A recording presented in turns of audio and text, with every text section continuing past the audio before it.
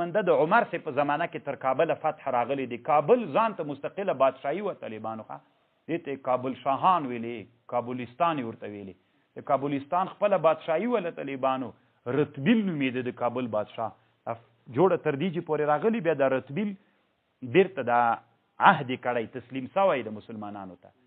عبدالله ابن عامر ابن قریظ د دې جنگ مشري کوله، صحابي ده. بیا طالبانو د بیرته غدر کړی ده، بیا د خط مات سوی ان تر میوند پورې طالبانو بیرته مات سوی. د میوندو دا ټولې ساحې د کابلستان برخه وه لغه زمانه کې. بیا بیرته طالبانو د عثمان رضی الله عنه زمانه کې احنف ابن قیس ته او بل صحابي نوم رانویر سو طالبانو بیا په کابل باندې بیا عملیات شوي دي. له کابل نه دیوال چارپیر د طالبانو. کاش کې طالبانو موږ تاریخ ژوندی کړو. څومره خوند به وکړي چې اوس په امارت کې د کابل فاتح طالبانو همدغه صحابي چې د په قومنده باندې سوی ده، داسې ښه نومېږي طالبانو، ما نه یې نوم ویر سو، عبدالرحمن ابن سموره طالبانو، دی د کابل فاتح ده. اوس طالبانو موږ کابل یوه دروازه، د کابل هره دروازه نوم لري، د سنګنویشتې دروازه، د پولي چرخي دروازه، د دې سبز دروازه، میدانیانو یې تاسو دروازه میدان دروازه. دا نو چی سو؟ ولی طالبانو یوه دروازه له دغه دروازو نه په دې نوم نه یادېږي، د عبدالرحمن ابن سموره نوم به کې نغښتی وو. نو اوس یې مجبور یې درته وکړم طالبانو که نه، خبر خو له خبر را پیدا کېږي. طالبانو کابل کله چې فتح کېده دي د ټول کابل نه دیوال چارپیرو، دا اوس هم د دې دیوال نښې شته.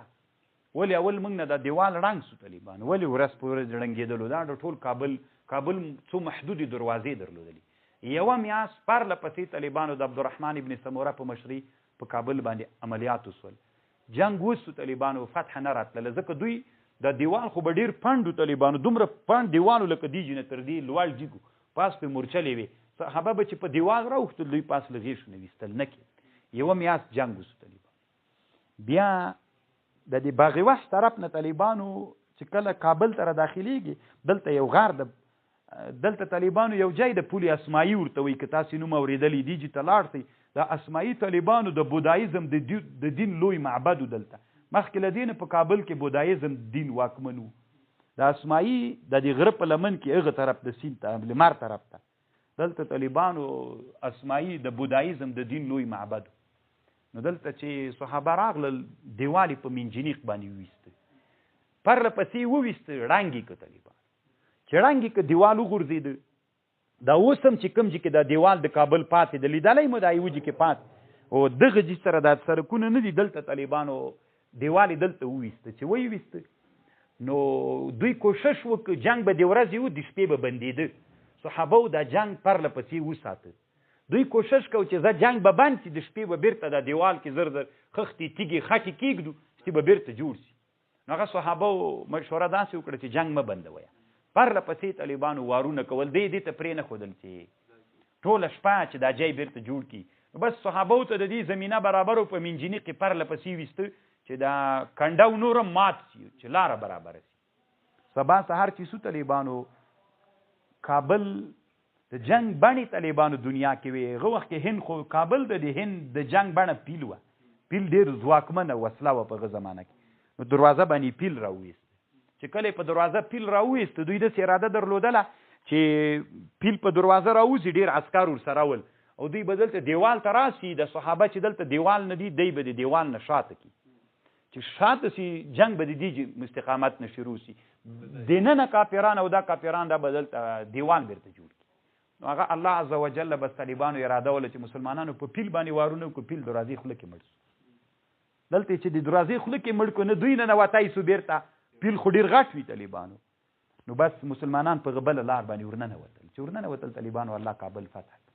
رښتیا وایي طالبانو، زه خو به لیونی نه یم، مازغه خو به مې نه وي خراب چې دغه دروازه طالبانو د کابل اسټي میدان دروازه یې نه څه معنه، دا یې میدان چې ولې طالبانو دا دروازه د عبدالرحمن ابن سموره په نوم نه یادېږي، ولې فتح د کابل له دې طرف نه سوي. تاسې ماته وایي طالبانو امام مازغو کې خو به ډز نه یې سوی. نو یو څوک به چې کله کابل ته مثلا راځي، او دا خو څه کوي افغانانو ته چې دا تاسو ته دا خبر معلومه وه مخکې، دا فتوح البلدان د امام باللازري البغدادي کې دا خبر لیکلی، او دا هغه تاریخ د طالبانو چې د نن نه 1200 کاله به انشاءالله کېږي چې مخکې دا تاریخ جوړ سوی د دومره مخکینی تاریخ.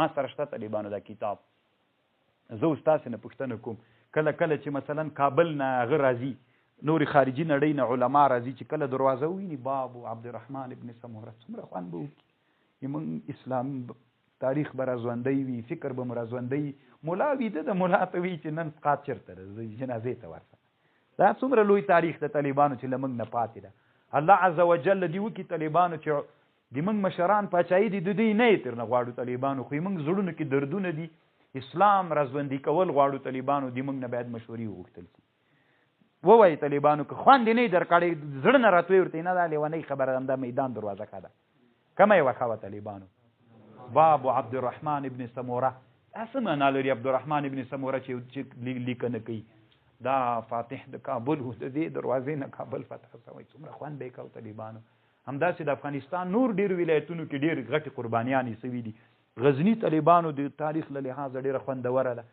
د چنګیز خان د جنګ یا مثلا دا نورې طالبان داسې نادر خوند به یې کړي یوه بله دروازه د احناف ابن قیس طالبانو په پښه باندې ګوډ د غزني فاتح هم احناف ابن قیس ته د کابل هم د خپل طالبانو د کابل د دغه صحنې په جنګ کې هم د شتون لري د احناف ابن قیس رضی الله عنه نو طالبانو یو بل ځای د په نوم باندې سي نو اطلاعات کلتور خو همدې لپاره جوړ ده که نه کوپر چې دلته راغلي وو چې جوړول اطلاعات کلتور کې طالبانو دا 20 کاله چې مبارزې کولې چې کول شعارونه یې بدلول کې نه بدلول طالبانو نو موږ وزارت اطلاعات کلتور کې چې ناست چې کوو زری موټر چلان د چې نن بیا منظره ده پنجشنبه راغله دره کوم ولایت ته ځو دا وري راځه که نه چې ځو بس دا یې موږ کارونه دي طالبان ما مخکې هم درته ویلي طالبانو تاسې به له ما سره عهد کوئ ځکه اوس ما ته الله تاسې راوستلي ما سره به دا عهد کوئ چې دین به په ټولو بابونو کې راژوندی کوو طالبان داسې مړه خلک بیا نو موږ څه کوو طالبانو تاسو به ما سره دا عهد کوئ چې دا کاروان غټ کو طالبانو د دې کاروان دپاره په ټولو معانیو باندې اسلام راژوندی سي طالبانو ما ورته که وچه ډوډۍ خورو څه پروا کوي یو وخت کې طالبانو بیا موږ چې تاریخ ته هغه که ما طالبانو کور کې دال خوړل که ما په کور کې پیاوه خوړله شکنه مې خوړله که دا طالبان دومره مهم نه ده که زه په زرې کې ګرځېدم که رشقه کې ګرځېدم دا مهمه نه ده طالبانو چې ورې موږ اسلامي شعایر ټول راژوندي کړو خبره ډیره لرې لاړه طالبانو خو هسې خبره د له خبرې را پیدا کېږي که نه